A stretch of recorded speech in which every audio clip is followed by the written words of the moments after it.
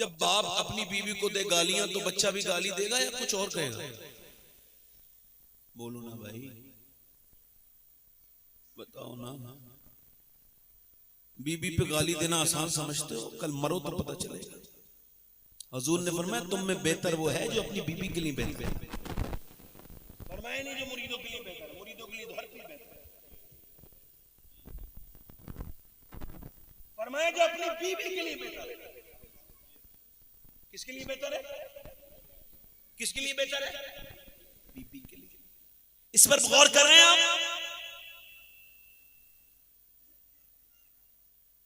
अब मेरे कहने का मतलब यह है कि ये करबला का इकबाल कहता है, लोग मुझसे कहते हैं कि हुसैन ने करबला में हक अदा किया, तो मैं उनसे कहता हूं ये बात अधूरी है। पूरी बात यह है कि पहले मदीने में अली ने बाप होने का हक अदा किया और फातिमा ने मां होने का हक अदा किया, फिर हुसैन ने करबला में हक अदा किया है। मौलाए कायनात मौला अली फरमाते हैं, और इकबाल ने एक बात और कही थी, गालिबन रिपीट भी कर रहा हूं तो कोई मसला नहीं मुझे। मौला अली इकबाल कहता है कितनी खूबसूरत घर बनाना मुसलमानों, और ध्यान से सुनना, कान खोलना। ऐसे खूबसूरत घर बनाने से कोई फायदा नहीं।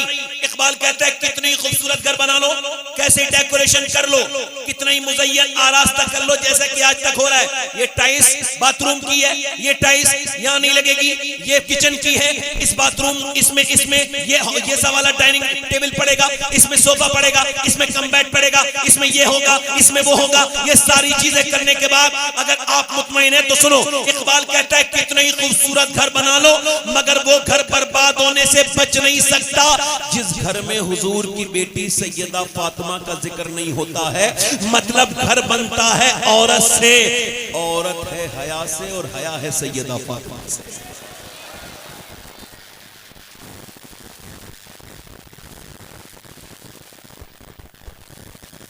मौला अली फरमाते हैं मैं अपने घर आया हूं 15 दिन के बाद। जोर से बोलो सुभान अल्लाह। कितने दिन के बाद? कितने दिन के बाद?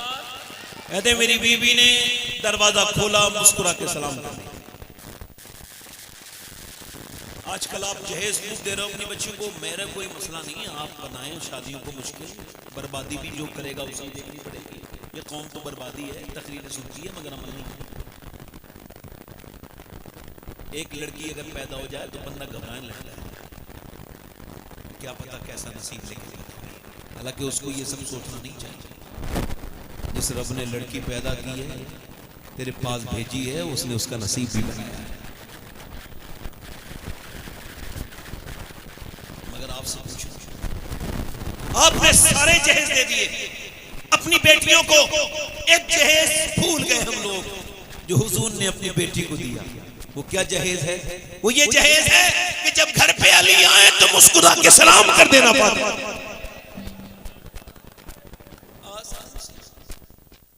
कोई झगड़ा ही नहीं होगा कभी,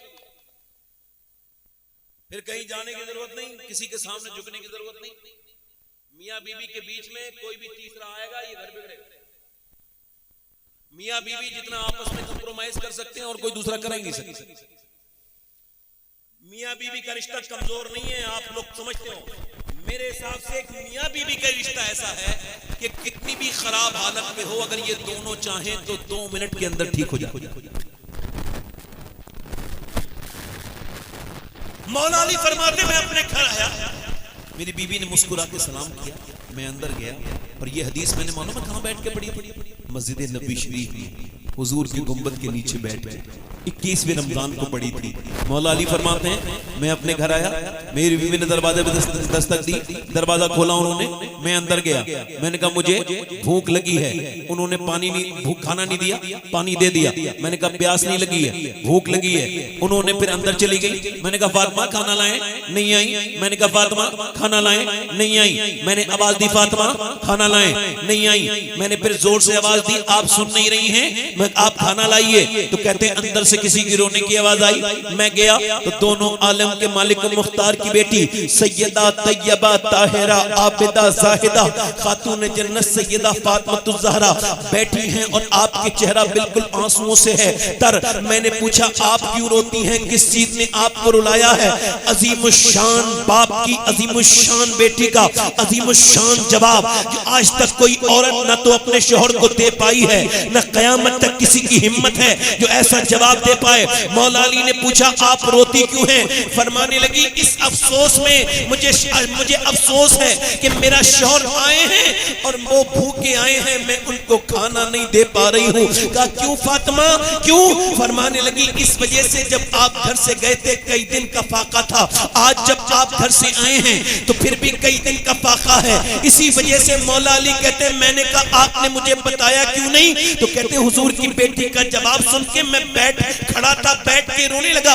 उन्होंने कहा ऐ मेरे सरताज, मेरे अब्बा ने जब रुखसत फरमाया था तो कहा था फातिमा अली से वो मत मांगना जो उनके पास मौजूद न हो। अली कहते हैं मैंने अपनी जेबों की तरफ ध्यान दिया, मेरे पास कुछ नहीं था। फातिमा तो दिलों के हाल जानती थी, मैं बैठ के रोने लगा। अल्लाहु अकबर। फिर फातिमा भी रोई। मैंने कहा क्यों रोती है सैयदा? वो कहने लगी सैयदा खातून जन्नत इस वजह से कि आप तो तशरीफ ले गए थे मगर मेरे अब्बा ने उसके घर में 16 दिन से चूल्हा नहीं जला है। मौला अली फरमाते अपने बच्चों की भूख सुन के मुझे तकलीफ हुई मगर सरकार की सुन के मैं फिर घर में नहीं रहा। बेचैन बेकरार होके मैं मजदूरी करने के लिए निकला। आज के बाद अगर कोई सिरौली का मुसलमान मजदूरी करने के लिए निकले तो अपना सर झुका के न जाए बल्कि सर उठा के जाए, क्योंकि मजदूरी करना अली की भी सुन्नत है, नबी की भी सुन्नत है। एक बात और कहना चाहूंगा, आज के बाद अगर कोई बेटा ये सोच के शर्माए कि अगर मैं बताऊंगा मेरा बाप मजदूर है तो लोग मेरी बेइज्जती करेंगे या मेरी इज्जत हो जाएगी, वो ऐसा न सोचे बल्कि प्राउड फील करे, अपना सीना चौड़ा करके कहे ओ लोगों सुनो मेरा बाप मजदूर है, मेरे बाप ने हराम का नहीं खिलाया है, अपने खून पसीने की कमाई मुझे खिलाई। सुभान अल्लाह। मौला अली फरमाते हैं मैंने कहा मुझसे कोई काम ले लो बाग वाले से। उसने कहा एक खजूर दूंगा, एक डोल निकालो। कहते मैं खुद भूखा था कई दिन का, मैंने डोल निकाले तो कहते 17 ही डोल निकाल पाया, फिर थक गया। कहते मैंने 17 डोल उठाए, उठाने के बाद खजूर मुझे मिली और मैं 17 खजूर लेके हुजूर की बारगाह। सरकार ने मुझे देखा, फिर मैं अली आ गए, हुजूर गुलाम हाजिर खिदमत है। फिर मैं अली तेरे बच्चे हसन भी भूखे हैं, तेरा हुसैन भी भूखा है, तेरी बीबी फातिमा भी तो भूखी हैं, उनको लेके नहीं गए खजूरें? मैं रोने लगा, या रसूल अल्लाह अली हसन से ज्यादा, हुसैन से ज्यादा, फातिमा से ज्यादा आपसे प्यार करता है। कहते मेरे नबी पाक ने हाथ उठा के दुआ की, अल्लाह मैं अपने अली से राजी हूँ, तू भी अली से मेरे राजी हो जा, तू भी मेरे अली से राजी हो जा। कहते चल अली तेरे घर जाके खाएंगे। नाना ने अपने नवासे को खजूर की गुट्ठी निकाल के खजूर का गूदा मुंह में दिया। जब मुंह में आया तो नाना को देख के हसन रोए। तो फिर मेरे आका करीम ने बेटी के सर पे हाथ रख के फरमाया फातिमा बिल्कुल गम न कर, आज रात एक फरिश्ता आया, इससे पहले वो फरिश्ता कभी नहीं आया मेरी फातिमा। उसने मुझे ये पैगाम दिया है कि अल्लाह ने आपकी बेटी फातिमा को सारी जन्नती औरतों की सरदारा बनाया है और हसन हुसैन को जन्नती जवानों का सरदार बनाया। क्या बात है, सुभान अल्लाह। मौला अली मैंने कोई नारे की अल्लाह करे कि मुझे जब तक तकरीर करूं नारे की दुआ करो। ये एक सपोर्ट है ना, तो किसी और की सपोर्ट के बगैर ही जीना चाहिए, बिना सपोर्ट के रहो। जोर से बोलो सुभान अल्लाह। वैसे मेरी तकरीर में आपको नारे कम सुनाई देंगे, बातें अच्छा लग रहा है आपको, दिल लग रहा है, दिल लग रहा है कोई आप लोगों का?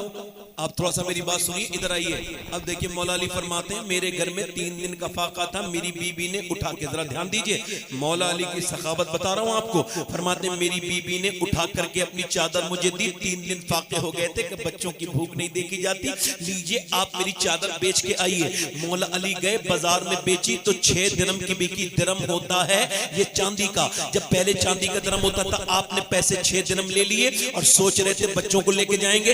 एक आदमी भीख मांग रहा था, अल्लाह के नाम पे मुझे कोई दे दो, मेरे बच्चे भूखे हैं। तो भाई ये बात थी कि चलो तो 3 तू ले ले, 3 मैं अपने घर ले जाता हूँ। मगर मौला अली फरमाते हैं मैंने कुछ सोचा समझा नहीं। उन्होंने ये भी नहीं सोचा मेरा माल थोड़ी है, मेरी बीबी की चादर थी। उन्होंने पूछा तो क्या जवाब दूंगा? फरमाते मैंने बगैर सोचे समझे दे दिया, क्योंकि मुझे पता था मैं जितना सखी हूँ हुजूर की बेटी मुझसे ज्यादा सखावत करने वाली। हमने पूछा या रसूल अल्लाह आपको सबसे ज्यादा किससे प्यार है? पर मैं अपनी फातिमा से प्यार करता हूं, अपनी बेटी से मुझे प्यार है। हजरत अली फरमाते हैं मैंने जब वो बेचा, अब वो बगैर सोचे समझे, हम में से कोई है ऐसा जो दे दे? हम तो बेचारे फकीर को बड़ा जलील करके देते, ले कमा खाया कर, ले कमाया कर, बड़ा मोटा ताजी है। आपको ये सब भाषण देने की क्या जरूरत है? देना है 2-3-5 रुपए दो, इस सब में क्यों लगे हुए हो ये बेवजह में? गौसे आजम ने फरमाया जब तू अल्लाह के राह में दे, उसको भी दे जो अहल है, उसको भी दे जो अहल नहीं है, ताकि तुझे अल्लाह वो भी दे जिसका तू अहल है, और वो भी अता करे जिसका तू अहल नहीं है। इसलिए ज्यादा बातें सोचनी नहीं चाहिए, दे देना चाहिए। और 100 रुपए देने तो एक कोई दो, 200 देने एक कोई दो, किसी का भला हो जाए। अब 10 इसको एक के भी काम के नहीं रहे। मौला अली ने 6 के दिन उसे दे दिए और फरमाते मैं आगे बढ़ा तो मैंने देखा एक बड़ी खूबसूरत ऊँटनी वाला है। ऊँटनी बड़ी खूबसूरत थी, वो आदमी भी खूबसूरत था। मैंने उससे पहले उसे मदीने में नहीं देखा था। उसने मुझसे कहा अली ये खरीदते हो ऊँटनी? मैंने कहा कितने की? मेरे पास पैसे तो है नहीं। कहा मैं उधार बेचने आया हूँ, आप पैसे बाद में दे दीजिएगा। कहा ठीक है। मौला अली कहते हैं बार्गेनिंग होते होते 100 दिरहम की वो मुझे दे गया। और फिर मेरे हाथ में नकेल आई, थोड़ा चला हूँ आगे तो एक दूसरा इंसान मिल गया, वो भी बड़ा खूबसूरत था। उसने कहा अली बेचते हो? मैंने कहा जी बेचते हैं। कितने की? तो फिर बातचीत हुई, बार्गेनिंग हुई, 160 दिरहम की बिक गई। 100 दिरहम उसे दे दिए। अब बचे कितने बोलो? 60 दिरहम बचे। कहते मैं अपने घर गया, मेरी बीवी ने कहा इतना महंगा तो मेरा दुपट्टा चादर नहीं बिकेगी, ये पैसे कहां से आए? मैंने पूरी बात बताई कि पहले बेचा, फिर पूरी बात बता रहा था ऐसे ऐसे ऐसे। मौला अली फरमाते इतनी देर में हुजूर तशरीफ ले आए और फरमाया ए अली तुझे पता है तेरे हाथ पहले बेचने वाला ऊँटनी वो कौन था, और वो ऊँटनी कहां से आई थी, और वो दूसरा खरीदने वाला कौन था? या रसूल अल्लाह आप बेहतर जाने, अल्लाह बेहतर जाने, अली को नहीं पता। नबी ने फरमाया सुन अली तेरी सखावत अल्लाह ने पसंद की, इस वजह से जिब्राइल पहला जिब्राइल था जो तुझे ऊँटनी बेच के गया है, और वो ऊँटनी वही है जिस पे बैठ के मेरी बेटी फातिमा जन्नत को जाएगी, और दूसरा खरीदने वाला मीकाईल था। अल्लाह ने तेरी ये सखावत इतनी कबूल कर ली। ये हसन, ये अली की सखावत है।